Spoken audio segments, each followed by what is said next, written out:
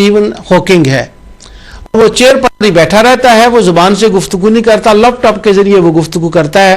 تو وہ کہتے ہیں کہ اس وقت اس پلانٹ پر سب سے زیادہ ذہین انسان وہ ہے اسٹیون ہاکنگ جو ہے. پچھلے مسلمان ہو گیا, لیکن وہ فیک تھی, وہ ایسا نہیں تھا, وہ ویسے کسی نے مذاقن کہا. تو وہ ابھی تک بھی اسی اپنے دہری عقیدے کے اوپر ہے. وہ دہریہ ہے, وہ اللہ تعالیٰ کی بات کو اسٹیون ہاکنگ نہیں مانتا ہے, ڈسیبل ہے, معذور, پر مالک مقام جو برین ہے, ذہن ہے, وہ بہت بلا کا عطا فرمایا ہے. اسی دنیا میں بڑا اس کا مقام ہے, بڑے سائنسدان اس کے پاس آتے ہیں, وہ سائنسدانوں کا مفتی ہے دوسرے لفظوں میں کہہ لیں.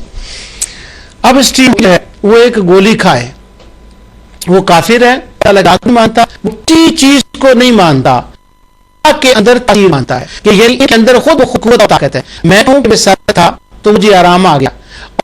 ہاکنگ کہے کہ مجھے گولی نے آرام دیا, اس کا کہنا شرک ہوا. اس کا کیوں شرک ہوا؟ کہ اس کے دل پر ایمان نہیں ہے, وہ ساتھ نسبت اس ٹیبلٹ کی طرف کر رہا ہے, اسی نے آرام دیا ہے, اسی کی وجہ سے شفا. کیوں وہ نسبت اللہ کی طرف نہیں کر رہا.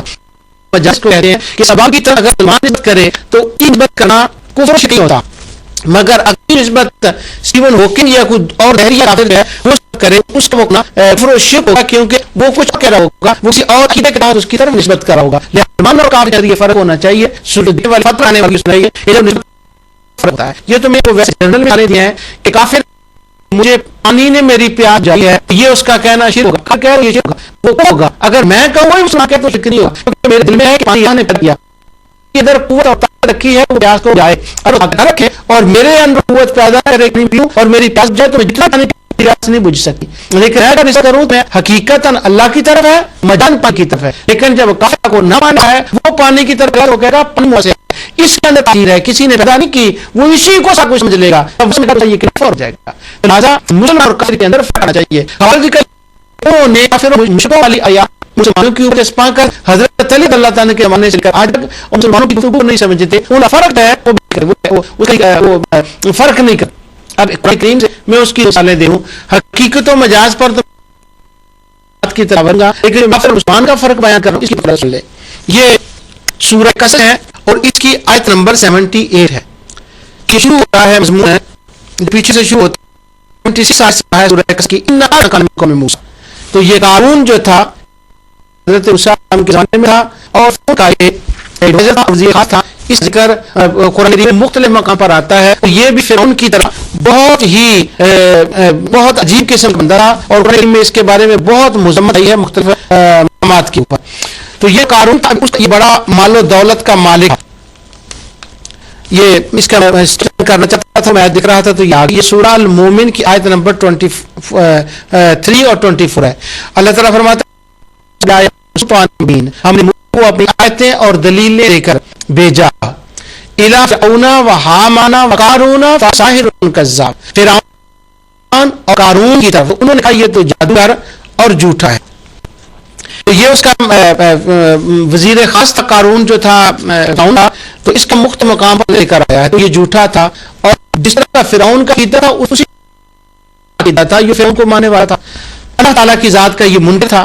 تو اللہ تعالیٰ نے اس کا اب یہ دیکھیں کہ یہ کافر ہے, خدا کی ذات کا منکر ہے, فرعون کو مانتا ہے, اور فرعون خدا کو بھی نہیں مانتا. وہ پکا وہ کہتا تھا انا رب والا, میں سب سے بڑا خدا ہوں. اس کی تفصیل پیچھے میں کر چکا ہوں. اب اس کی بولی دیکھیں.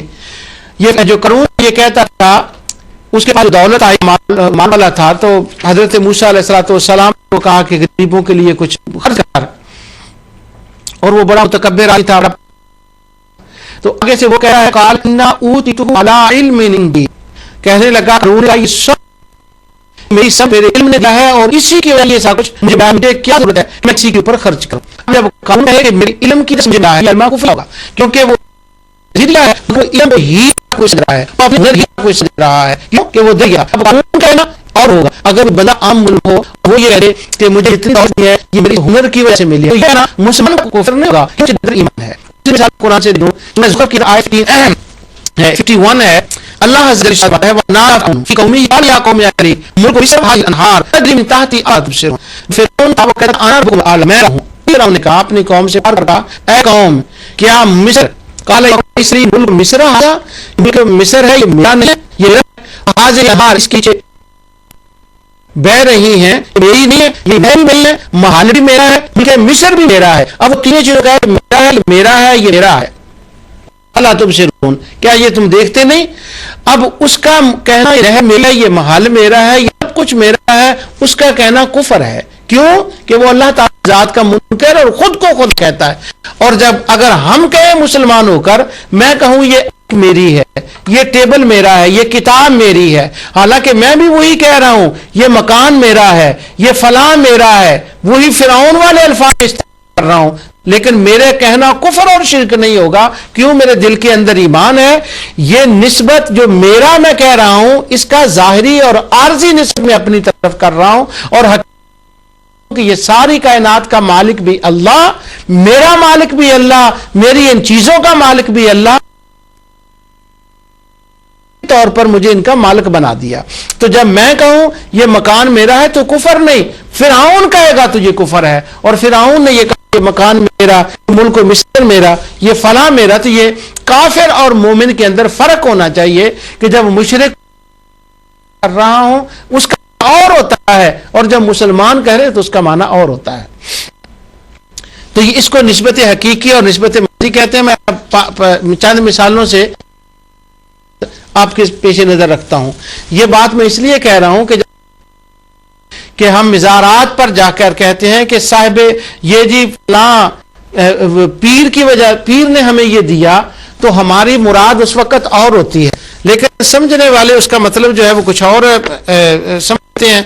وہ ان کا چونکہ وہ حقیقت و مجاز کا اس وقت وہ فرق نہیں کر رہے ہوتے، تو ان کا وہ یہ سمجھ رہے ہوتے ہیں کہ ہم ان کو یہ خدا کہہ کر سارا کو جو ہے نا یہ کر رہے ہیں. اس کی مثال ایک میں دیتا ہوں یہاں پر. ہاں، یہ کتاب ہے میرے ہاتھ میں. حقیقت و مجاز نہ سمجھنے کی وجہ سے مسائل کیا پیدا ہوتے ہیں، اور مسلمانوں کے عقیدے کے اندر شبہ کیسے کیا جائے، اس کا ازالہ ہم کر رہے ہیں اللہ تعالیٰ کی توفیق. یہ کتاب ہے میرے ہاتھ میں، اس کا نام ہے جمال القرآن فی خلاصۃ القرآن کما ہوا نزل. یہ قرآن کریم کی تفسیر لکھی گئی ہے. اس تفسیر کا کمال یہ ہے کہ یہ برطانیہ کے اندر لکھی گئی ہے، ایک ہی جلد میں ہے، چند آیات کی وہ تھوڑی تھوڑی تفسیر کر دی گئی.